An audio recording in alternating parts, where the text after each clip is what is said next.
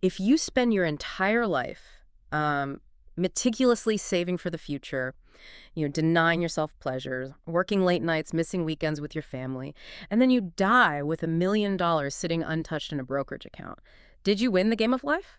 Or did you just spend a massive portion of your finite time on Earth basically working for free? Right. I mean, it really forces a complete reevaluation of how we measure success.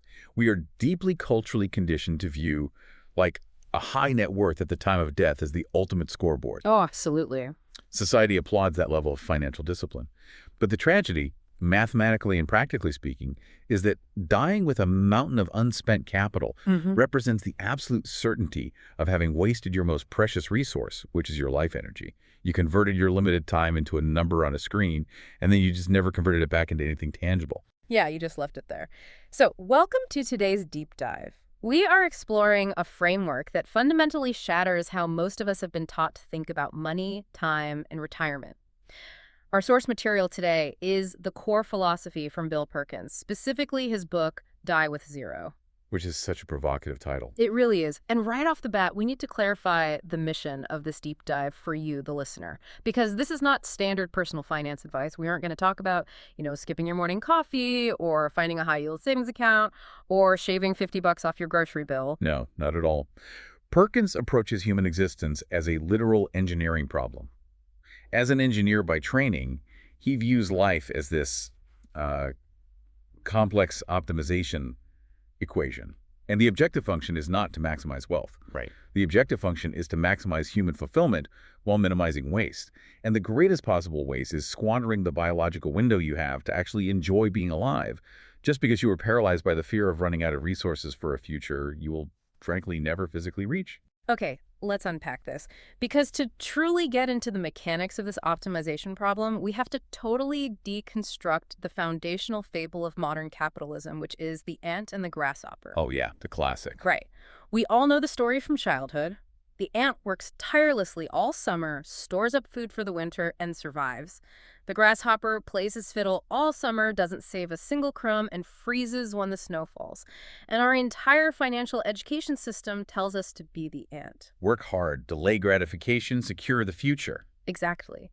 But the ultimate irony of that relentless pursuit is that we work so hard to secure a future that we completely forget to inhabit the present. I mean, when does the ant actually get to put down the food and play the fiddle? Never. The fable completely ignores the end state of the ant. If the ant just works, stores calories, and then dies of old age inside a fully stocked anthill, the ant hasn't actually lived a life. It simply functioned as a biological storage mechanism. Wow, a biological storage mechanism. That is a bleak way to look at it, but it's so true. It is.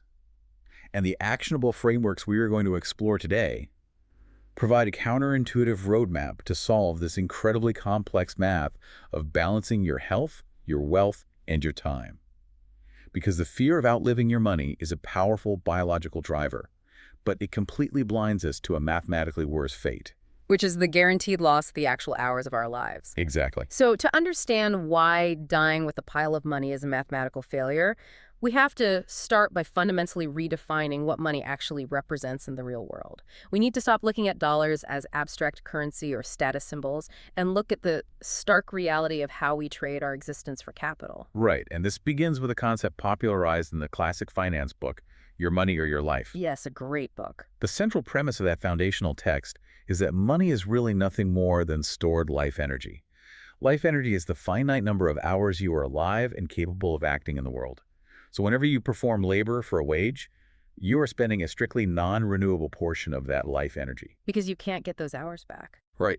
Any capital you accumulate represents the exact physical and mental energy you burn to acquire it. Yeah. It is a direct one-to-one exchange of your mortality for purchasing power. Let's ground this in a real example for the listener. If your job pays you $20 an hour after taxes, commuting costs, professional expenses, all that, and you go out and spend $20 on some random gadget online. You didn't just spend a $20 bill. Exactly. You spent 1 hour of your actual life. You took 60 minutes of your existence on this planet. 60 minutes you could have spent reading, sleeping, or being with your friends, and you permanently traded it for that object. And that realization completely alters the psychology of consumption. Perkins formalizes this with an actionable concept he calls the cookie versus treadmill framework. The cookie versus treadmill. I love this one. It's so visceral. You evaluate a purchase, or in his biological analogy, eating a cookie not by its monetary cost or its caloric count, but by the physical labor required to pay for it. If you eat a dense chocolate chip cookie, you have to ask yourself if you are willing to spend 45 minutes sweating on a treadmill to burn off those specific calories. Applied to finance, if you see a new jacket you want to buy, you run the mental math of your real hourly wage. Are you literally willing to sit at a desk staring at a spreadsheet under fluorescent lights for 3 full hours of your life just to acquire that specific piece of fabric? Exactly. It makes the transaction hyper-visceral. Suddenly, you aren't swiping a piece of plastic, you are swiping bits of your soul. But how did Perkins even arrive at this radical view? Because, I mean, he wasn't born a wealthy engineer who could just philosophize about this. He had to learn this the hard way, right? Oh, absolutely. His perspective was forged during his time as a young 20-something in New York City. Long before he had real wealth, he was working as a screen clerk on the floor of the New York Mercantile Exchange. He was essentially an entry-level assistant making a meager $18,000 a year. He lived in a cramped, closet-sized apartment, drove a limousine at night to make extra cash, and just lived in this constant state of financial anxiety. Like so many people in their 20s. Yeah, he was so tight on cash that he would sweat bullets if his date ordered popcorn at the movie theater. I mean, he was embodying the absolute extreme of the ant mentality. And he was incredibly proud of his frugality, too. He manages to scrape together his very first $1,000 in savings, which is a massive achievement on that salary. And he goes up to his boss, a guy named Joe Farrell, fully expecting to be praised for his incredible financial discipline and maturity. Yes, and instead of praising him, his boss completely berates him. He calls him an idiot, right? He looked at him and essentially asked if he was an idiot for saving that money. And to anyone raised on traditional financial planning, calling a low-income earner an idiot for saving their first $1,000 sounds like financial malpractice. It sounds crazy. But Farrell's underlying logic was economically flawless. He pointed out the trajectory of Perkins's life.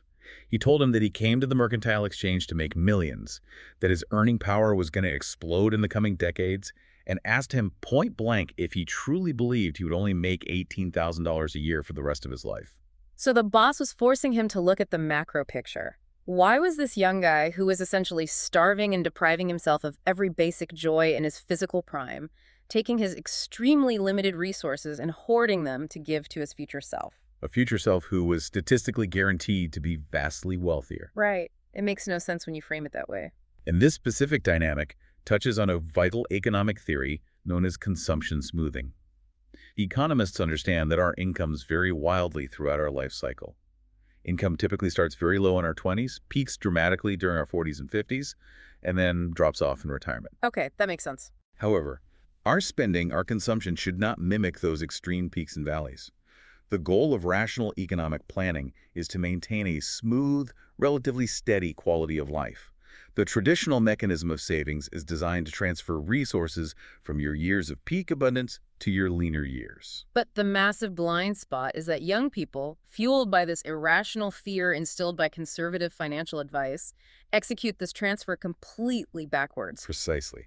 They are actively impoverishing their younger selves to enrich their older selves.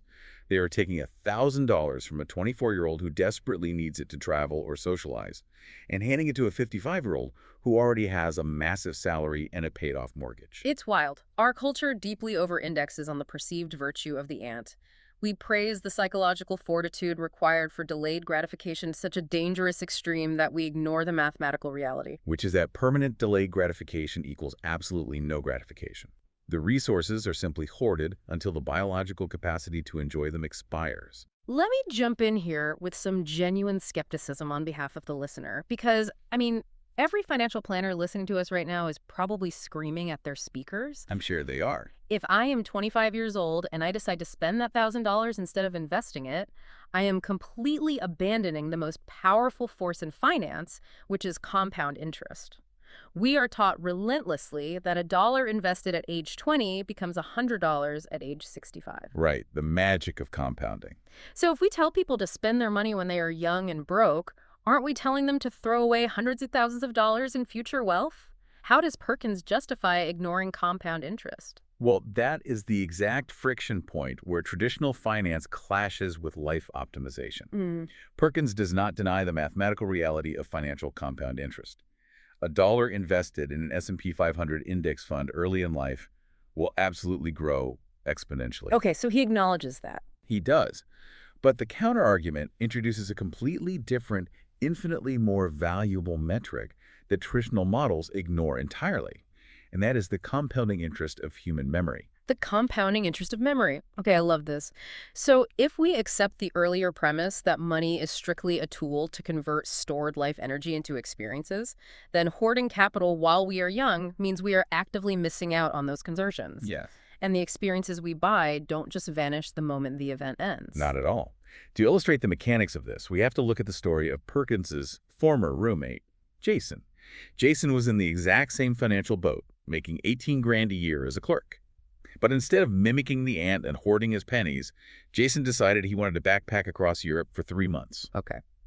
And to execute this, he didn't just drain his minimal savings.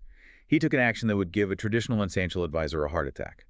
He went to a literal loan shark and borrowed $10,000 at an exorbitant interest rate to fund the trip. Wait, a loan shark? That sounds objectively insane. It sounds like the most reckless, financially ruinous decision a 20-something could possibly make. You don't take on high-interest, unsecured debt for a vacation. By the rigid standards of wealth accumulation, it is absolute financial heresy. Perkins himself thought his roommate was going to end up in the hospital with broken legs. Seriously. But Jason took the money and went. He stayed in cheap hostels, ate baguettes in Parisian parks, walked through Dachau, explored the Greek islands, and subjected himself to this incredibly formative, expansive, world-altering experience. When he returned to New York, his balance sheet was a disaster. He was in a massive financial hole. But experientially, he was infinitely richer. Yes, the crux of the optimization argument is that Jason timed that specific experience perfectly. If he had waited until he was 40 to take that trip, the fundamental nature of the experience would have changed. Absolutely. He wouldn't have possessed the physical tolerance to sleep in a 20-bed hostel room. He wouldn't have bonded with other wandering 20-somethings in the same way. And his adult responsibilities would have made vanishing for 3 months impossible. Right, you can't just leave your job and your mortgage at 40. So the trip wasn't just valuable in the moment. The joy didn't evaporate when his flight landed back at JFK.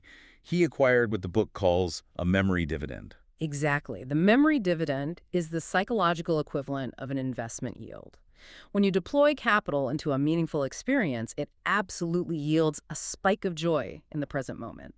But the return on that investment does not stop there. It yields a recurring dividend of joy every single time you recall the memory. Every single time. You earn a dividend every time you share the story at a dinner party, every time you look at a photograph, or every time you utilize a piece of cultural perspective you gained on that trip to connect with a new acquaintance. It's exactly like buying a classic vinyl record. You go to the store, you hand over $20, and the financial transaction is over. But you get to take that album home and listen to it for the rest of your life. That's a great way to put it. You play it on road trips with your friends. You listen to it when you're sad. You tie specific songs to different eras of your personal history. And the absolute key variable is when you buy the record. The earlier in your chronological life you purchase that album, the more spins you get out of it before your time runs out. Yes. If you rigidly delay gratification and wait until you are 80 years old to finally buy your favorite record, you only get a tiny handful of years to enjoy the music. The vinyl record analogy perfectly encapsulates the time value of experiences. And, the memory dividend is not just a fluffy, sentimental theory. It is a hard, measurable psychological reality. And we know this because the largest tech monopolies on Earth have built multi-billion-dollar infrastructures around monetizing it. Oh, wow. Like who? Think about the algorithmic design of platforms like Facebook, Instagram, or Google Photos. Ugh. They constantly push those on this day 3 years ago notifications to the top of our feeds. They do that because their behavioral psychologists understand the immense power of retrospective joy.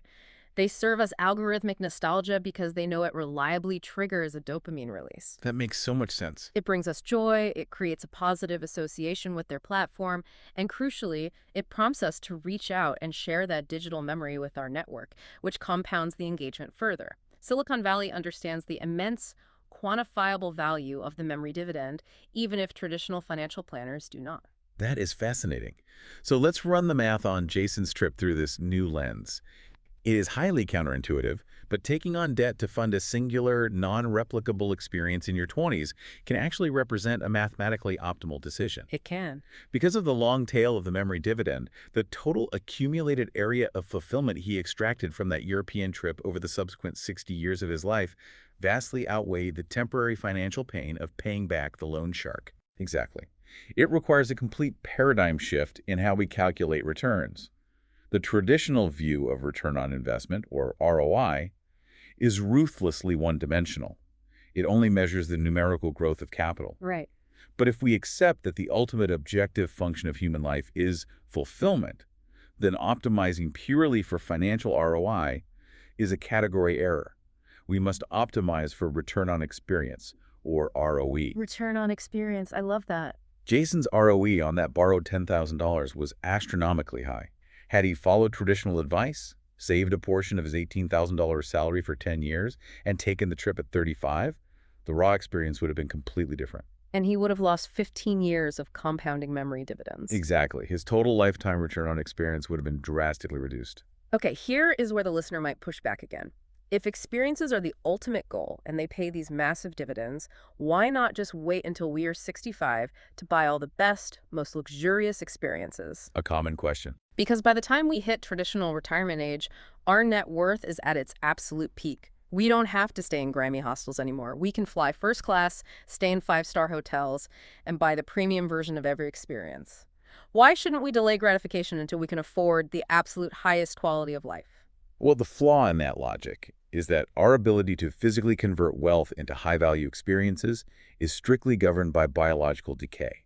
We are constrained by a shifting, inescapable triangle of resources. A triangle. What are the points of the triangle? To achieve any level of fulfillment, you require three distinct inputs: health, free time, and money.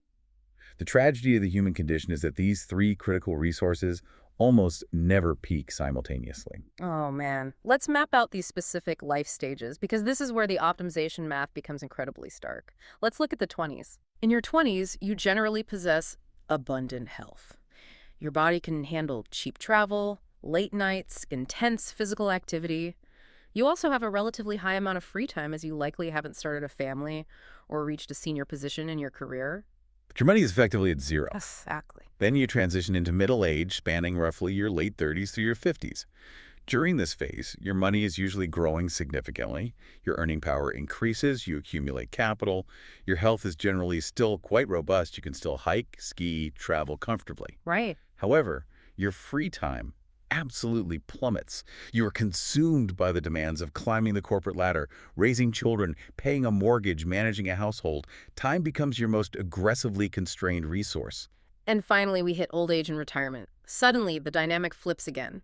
Your free time skyrockets back to maximum capacity because you are no longer working. Your money is theoretically at its absolute lifetime peak after decades of compounding. But your health has inevitably, irreversibly declined. Ouch. Yeah. This shifting dynamic is the optimization triangle. The fundamental key to maximizing your life is actively managing this triangle by ruthlessly trading whichever resource is abundant at your current stage to purchase more of whichever resource is scarce. Which introduces the highly actionable framework of buying back time. Yes. Let's analyze middle age, where time is the critical bottleneck. Perkins uses a very grounded, everyday example to illustrate the math, which is doing your own laundry. Okay, let's hear the laundry math. Let's assume your professional career nets you $40 an hour. Let's also assume that sorting, washing, drying, and folding your laundry consumes 2 full hours of your weekend. Performing that chore represents an $80 cost in your stored life energy. Right. Because I could have been billing a client for those 2 hours, or vastly more importantly, I could have spent those 2 hours being fully present with my kids, reading a book, or engaging in a hobby that actually generates a memory dividend. Exactly. Yeah. Now, suppose you contract a local wash and fold service that charges you $50 to handle that exact same pile of laundry. Because they utilize industrial machines and economies of scale, they operate efficiently and make a profit. Meanwhile, I just deployed $50 of my abundant resource money to buy back $80 worth of my scarce resource time. Yes.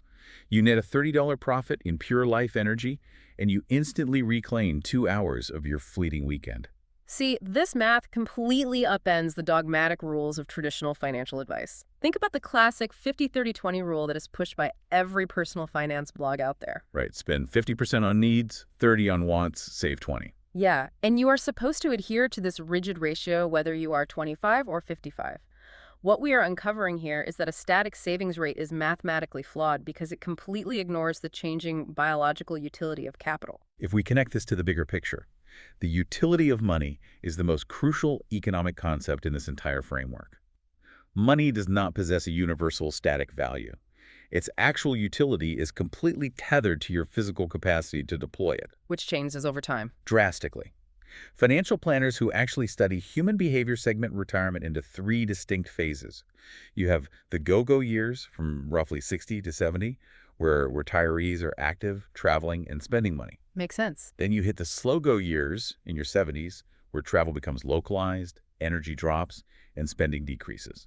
Finally, you enter the no-go years in your 80s and beyond, where severe health limitations confine you to your immediate surroundings and experiential spending drops to near zero, replaced entirely by medical costs. So if you are 85 years old, you might have $3 million sitting in an index fund, but no amount of accumulated wealth can buy you the physical cartilage in your knees required to hike the Inca Trail to Machu Picchu or ski the Swiss Alps. Exactly. The actual experiential utility of that $3 million has flatlined. It is useless for generating new active memory dividends. So what does this actually mean for the listener who is currently racked with guilt every time they spend money on a house cleaner or, order a slightly more expensive direct flight instead of a miserable layover or take an unpaid Tuesday off work just to go to the beach? The societal conditioning to act like the ant is incredibly strong. Are we telling them that their extreme frugality is actively draining their life experience points? Yes, and unequivocal. Yes. Yeah. Once you have surpassed a baseline of basic financial security and survival, being obsessively frugal with your capital almost inevitably requires being dangerously profligate with your most finite resource, which is your time. You are aggressively hoarding a totally renewable resource. You can always earn another dollar at the direct, irreversible expense of a strictly non-renewable resource you can never, ever earn another hour. Exactly. And this forces us to confront the absolute most terrifying concept for anyone who identifies as a diligent saver.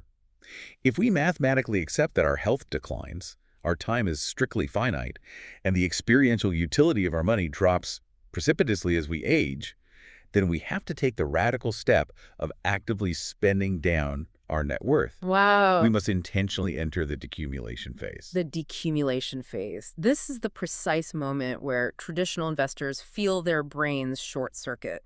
I mean, the idea of deliberately mathematically drawing down your life savings so that you don't die leaving behind wasted potential feels deeply unnatural. It does.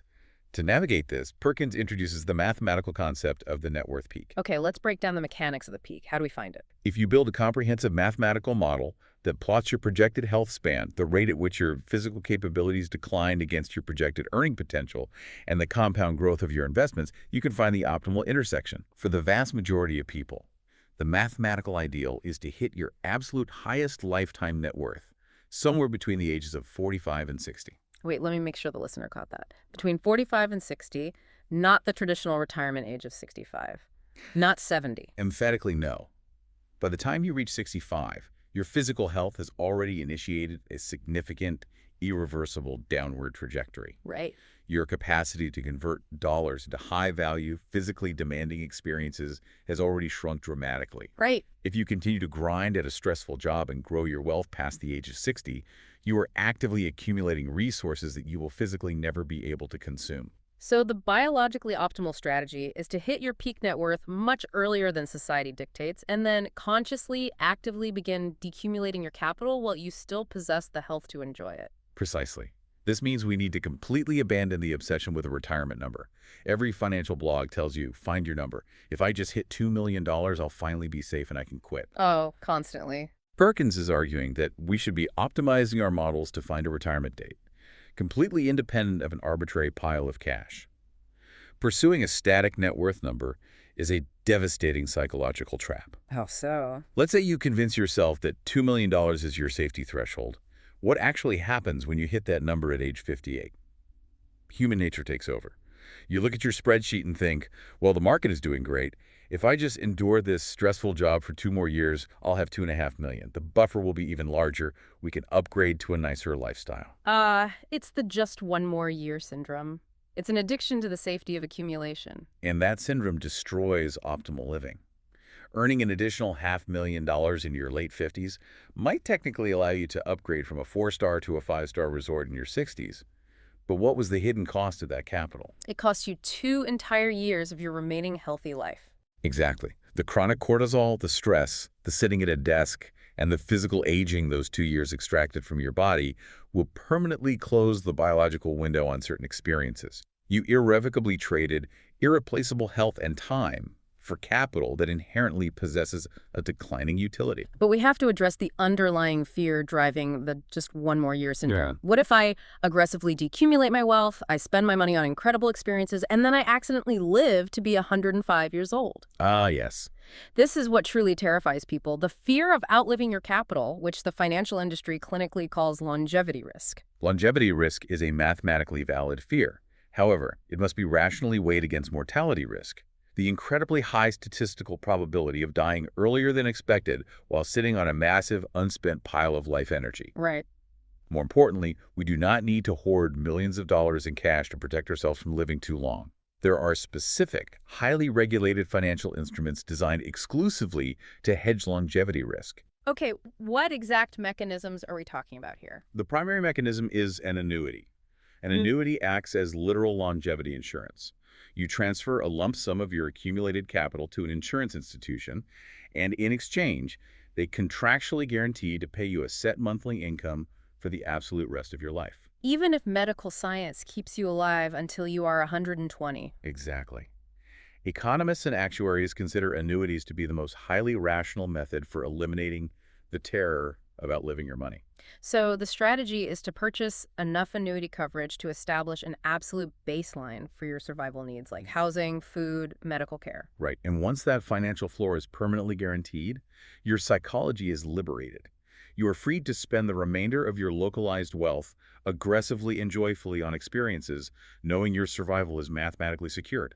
That reframes the entire concept of risk. But what about the listener who is shaking their head right now saying, but I genuinely love my career. I don't want to decumulate and retire. Building my business and earning money is the most fun thing in my life. The "but I love my job" defense is incredibly common, particularly among high-achieving entrepreneurs and professionals. And Perkins addresses this directly. His response is not to tell them to quit. Okay, so they can keep working. If you derive profound, genuine fulfillment from the daily act of working, then by all means, continue working. However, the capital you generate from that beloved work still represents your finite life energy. So if you love the daily grind of your job, but you simply allow the resulting paychecks to stack up in a Vanguard account, and you never convert that capital into experiences or impact, you are still actively wasting the output of your life. Exactly. You know, it reminds me of someone playing a classic video game like Super Mario. You become incredibly skilled at the game, you hit all the right blocks, you collect all the coins, and your performance is so flawless that you earn an extra life. But instead of using that extra life to confidently explore a dangerous new level or take a massive risk to find a hidden world, you deliberately walk your character right off a cliff just to throw the extra life away. Earning surplus capital and leaving it unspent in a brokerage account when you die is the real-world equivalent of deliberately throwing away an extra life. That video game analogy perfectly highlights the absurdity of accumulation for the sake of accumulation. You put in the effort to generate the resource, but refuse to deploy it for its intended purpose. I sometimes look at traditional retirement saving like a deeply anxious traveler packing a massive, heavy suitcase for a once-in-a-lifetime dream vacation. You spend literal decades meticulously packing this junk. Oh, I love this analogy. You make sure you have every conceivable outfit, cold weather gear, hot weather gear, a first aid kit for every obscure disease, and like 3 different types of umbrellas. You lug this incredibly burdensome, heavy suitcase onto the plane, you drag it through the airport, you finally arrive at this beautiful, exotic destination. And you refuse to ever unlock the suitcase. Exactly. You never wear the beautiful clothes, you never use the expensive camera gear, you just sit in the hotel room staring at the trunk because you tell yourself, well, I shouldn't use any of this now because I might desperately need these clothes on the flight back home. It's absolute madness. It is stunningly accurate, though. It's an encapsulation of the tragedy of oversaving.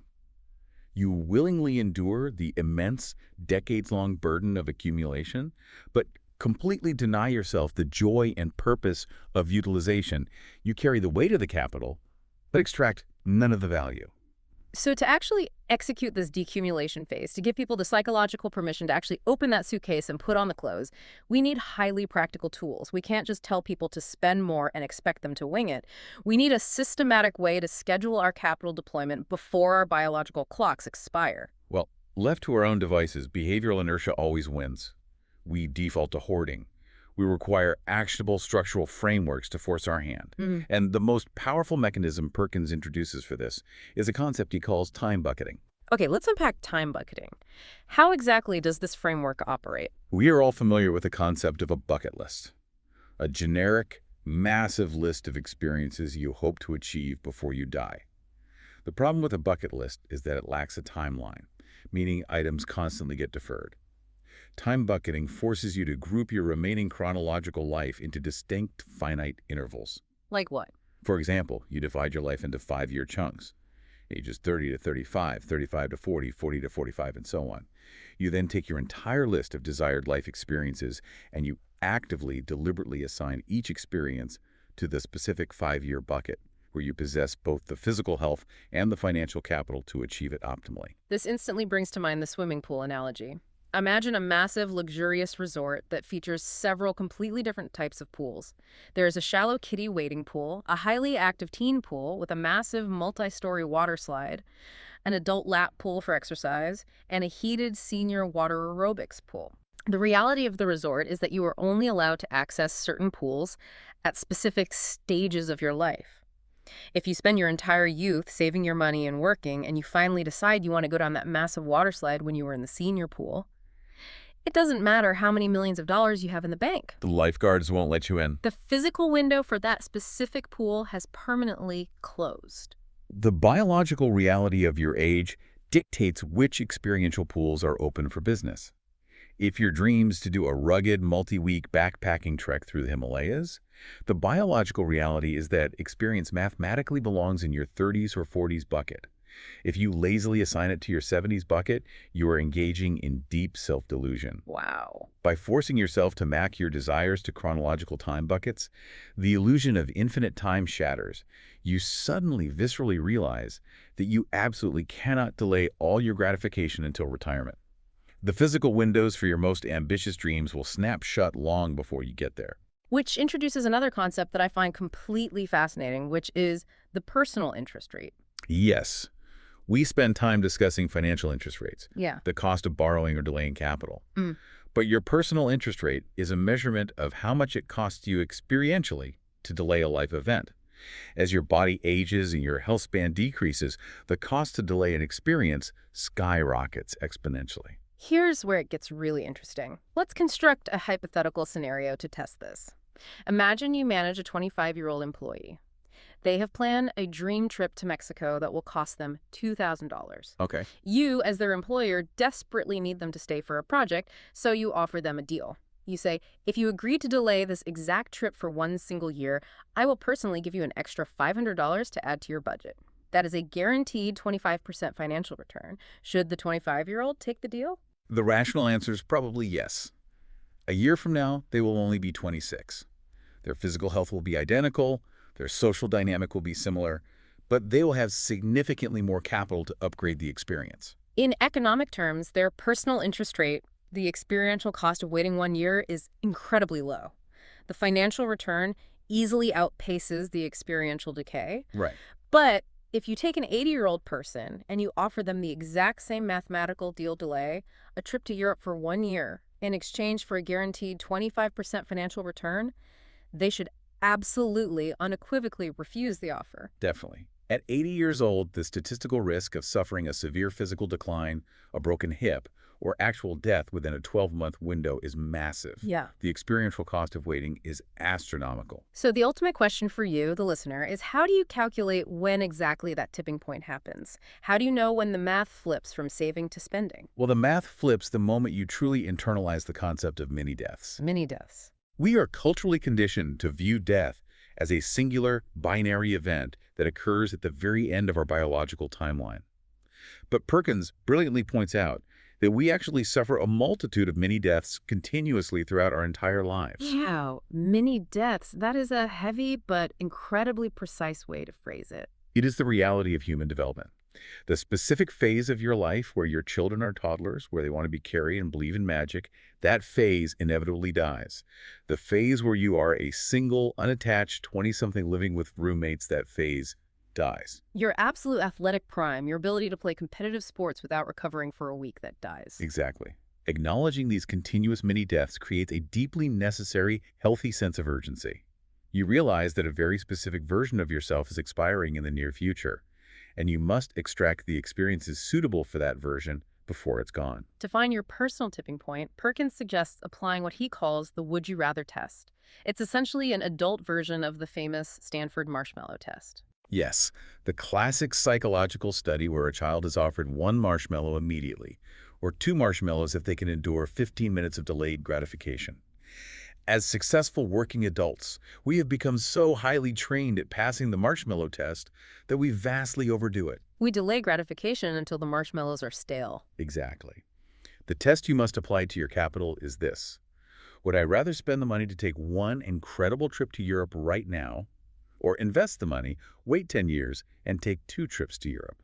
If you are 30 years old, perhaps waiting a decade to secure 2 trips is a rational, optimal trade. But as you pass 45, 50, and 60, your personal interest rate accelerates so aggressively that the rational, mathematically sound answer becomes taking the one trip right now. Because in 10 years, the specific version of you that possesses the stamina to walk cobblestone streets for 12 hours a day, drink wine until midnight, and wake up energized might be entirely dead. The tipping point is the exact moment where the reality of your accelerating health decline curve violently intersects with the rising curve of your accumulated wealth. Recognizing that intersection is the key to life optimization. It really is. Okay, we have to tackle the massive elephant in the room, because I can practically hear the listener shouting their primary objection at their speakers right now. We have to address the ultimate visceral pushback to the entire die with zero philosophy. You are referring to the what about the kids defense? Absolutely. What about my children, and what about charitable giving? It is such a deeply emotional reaction. People hear the title Die with Zero, and they instantly assume this book is a manifesto for the ultimate selfish narcissist. Right.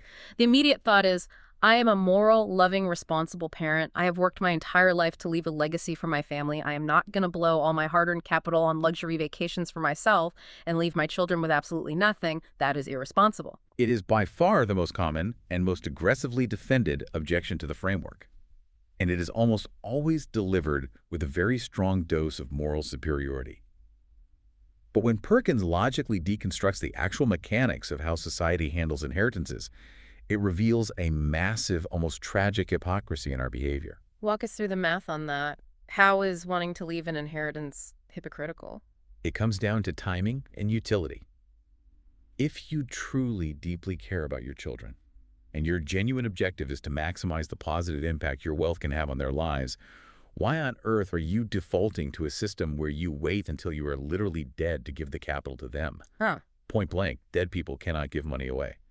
By waiting until death, you completely surrender the ability to experience the joy of giving, and more importantly, you completely surrender control over the timing of the gift. Which requires a massive mental shift. We have to violently separate the concept of your money from their money. Exactly. If you calculate that you want to leave your children $500,000, that is a fantastic, generous goal. But the very moment you mentally allocate that specific capital for their future, it ceases to be your money. It is now their money, simply being held in trust by you.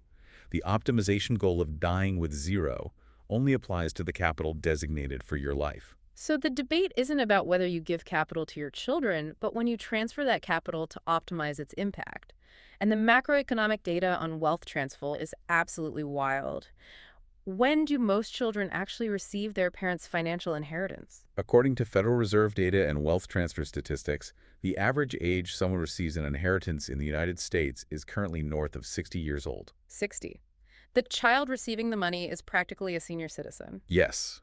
Because of advancements in medical science, people are living significantly longer.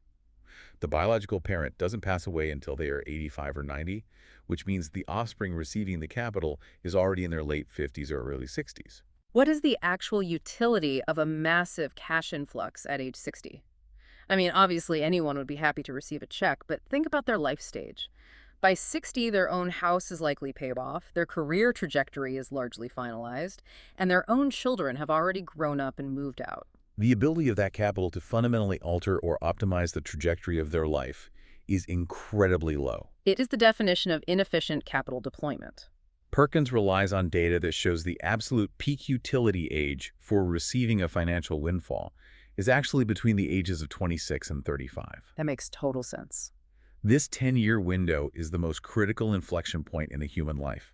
This is the exact moment when your children are trying to scrape together a down payment for their first home, or taking the risk to start a small business, or facing the crushing expenses of having young infants of their own. $100,000 injected into a person's life at age 30 is profoundly life-changing.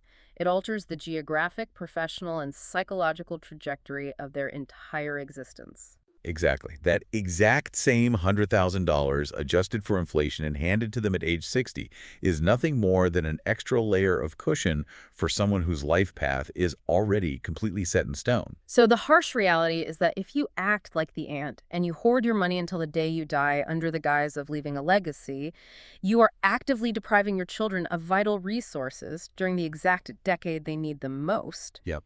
And you are doing it primarily to maintain the psychological safety blanket of looking at a massive bank account balance while you sit safely in a nursing home. It is a bitter pill to swallow, but mathematically and logically, yes. You are prioritizing your own irrational, unexamined fear of running out of money over the actual optimal benefit of your children. And this exact same optimization logic applies just as forcefully to philanthropic giving and charity, right? Absolutely. If you genuinely care about a cause, whether it's cancer research, environmental protection, or poverty alleviation, waiting until your deathbed to fund that cause is highly inefficient and borders on negligent. Because the impact of capital deployed for charity compounds over time, just like a financial investment. Scientific and medical discoveries build sequentially upon previous discoveries.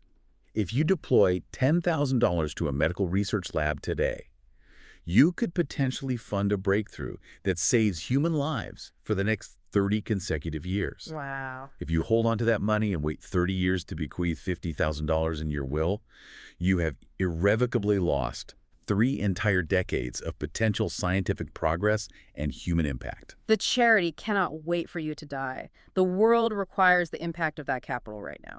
Furthermore, there's one final profound layer to the "what about the kids" argument that cuts to the core of this philosophy. We established at the very beginning that money is simply the physical manifestation of your stored life energy. Right. When you make the conscious choice to work extra hours, taking on additional corporate stress, traveling for business, and sacrificing your weekends because you want to build a slightly larger financial portfolio to leave your kids when you pass away, what are you actually exchanging? You are systematically depriving them of a present, engaged parent right now. That is the ultimate cost. Time spent with a present healthy parent is the single most valuable inheritance a child can ever receive. And just like the swimming pool analogy, the biological window to play in the yard with your 7-year-old closes permanently the moment they turn 8. So if you are grinding away at an office to ensure you can hand them a massive check when they are 60, but you miss their childhood soccer games, their school plays, and their daily development to earn that check, you have drastically, tragically miscalculated the optimal inheritance. Yes. Okay, let me try to summarize this entire framework because it is a massive, life-altering paradigm shift. The philosophy of dying with zero is not inherently selfish. In fact, it is the exact opposite. Entirely the opposite. Mindlessly waiting until you are dead to accidentally pass on the leftover scraps of your fear-based hoarding, that is what is actually selfish. Giving your capital deliberately at the absolute peak moment of utility for the recipient while you are still alive to witness and share in the joy it brings, that is the definition of true, optimized generosity. You have perfectly distilled the essence of the philosophy. It is about intentionality versus autopilot. So what does this all mean for you, the listener? Let's recap the critical insights from this incredible deep dive. The foundational paradigm shift requires you to redefine the fundamental purpose of wealth. Money is not a high score to be tallied at the end of a long, exhausting video game. It is simply a tool. Exactly. It is stored life energy that is specifically meant to be actively, deliberately converted into experiences, human connection, and meaningful impact before your biological clock inevitably runs out. And we should explicitly emphasize that hitting exactly $0 on the precise day you die is functionally mathematically impossible. Right. You cannot predict the exact date of your mortality. But achieving a zero balance isn't the actual point. Zero is an asymptotic goal. It is a target to aim for. By actively aiming for zero and by deliberately planning a decumulation phase, you aggressively correct the massive culturally ingrained error of oversaving and underliving. The framework forces you to take your hands off the steering wheel of autopilot and actually drive your life. Your life is not a static block of time. It is a strictly finite series of passing seasons. Every single day that you allow yourself to stay on autopilot, simply hoarding nuts for a winter that may never come, a window of opportunity closes just a little bit more. The kiddie pool closes. The teen pool closes. Your physical prime fades. The window to travel ruggedly with your partner shifts into something much slower and more constrained. The ultimate optimization goal is to maximize the area under the curve of your entire life. Your objective is to proactively collect a rich, dense tapestry of memory dividends. Those dividends are what will psychologically sustain you when you finally reach the no-go years, when your physical mobility is gone and all you have left is the internal highlight reel of the specific life you consciously chose to live. Which leaves us with a final, lingering thought for you to mull over today as you go about your routine. I want you to take a hard look at your bank account, your 401k, your investment portfolio. Look closely at the numbers on that screen. Okay. Now, project yourself forward in time. Imagine you are 90 years old, sitting quietly in a rocking chair on a porch. Your mobility is faded, your grand travel days are permanently behind you, and your world has shrunk to the size of your house. It comes for everyone. If a genie appeared on that porch and offered you a profoundly simple trade, if they said you could press a button and permanently trade every single digit, every single penny in that massive portfolio in exchange for just one vibrant, perfectly healthy, energetic weekend from your 30s, would you press the button? If they're being honest with themselves, almost every human being on Earth would press it. If your answer is yes, then what are you waiting for right now? You still have the time, you still have the health, go use the energy. Thanks for joining us on this deep dive.